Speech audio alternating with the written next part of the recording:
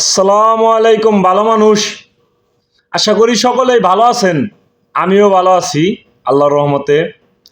কিন্তু বাংলাদেশে যা চলতেছে সাধারণ জনগণ ভালো থাকতে পারবো না। পুলিশ, একটা পুলিশ ঘটনা দেখেন কি করছে, তারপর আমি বলতাছি।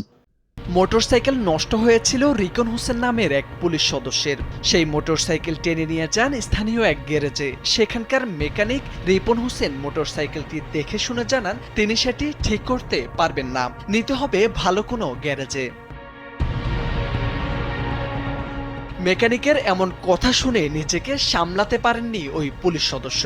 তর্ক বিতর্ক হয় তার সাথে। এরই মধ্যে একটি লাঠি নিয়ে বেদম পিটাতে থাকেন মেকানিক রিপনকে।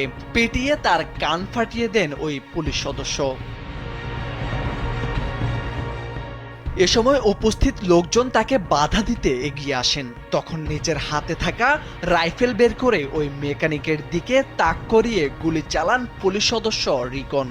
কিন্তু এরই মধ্যে স্থানীয় লোকজন রাইফেলটি ধরে ফেলায় এ যাত্রায় বেঁচে যান রিপন। তবে তার গুলিতে ঘটনাস্থলে আহত হয়েছেন আজিজ নামের এক ভ্যান চালক।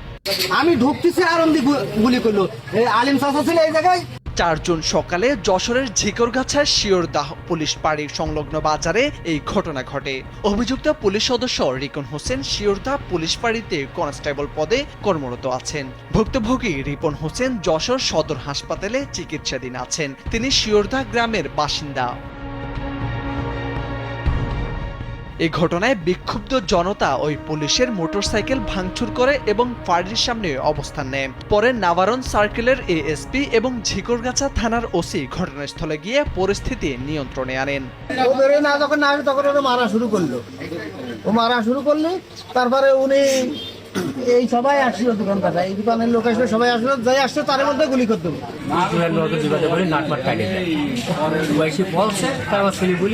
আমি পারবার না, আমার চিড়িয়া নষ্ট ঠিক আছে, জ্বরটা পাওয়া যায় আমাদের পাওয়া যায় না। ওই সে সাদা লাঠিতে মাছ শুরু ঘুরেছি। তো আমার কথা হইলো, আপনারা তো ভিডিওটা দেখলেন, তো আমার কথা হইলো, তোর হুন্ডা তুই ঠিক করবার নিয়েছস, পোলাই পারবো না, অন্য দোকানে যাবে রয়েছে, তুই অন্য দোকানে না যাবি।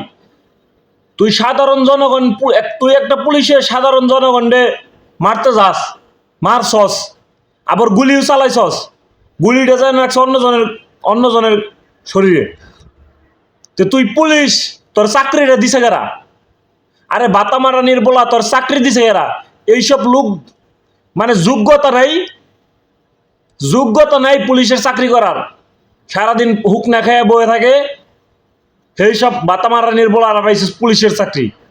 কারে দিলাম রাজার পাট, আমি কারে দিছি রাজার পাট, হে অবস্থা হয়েছে।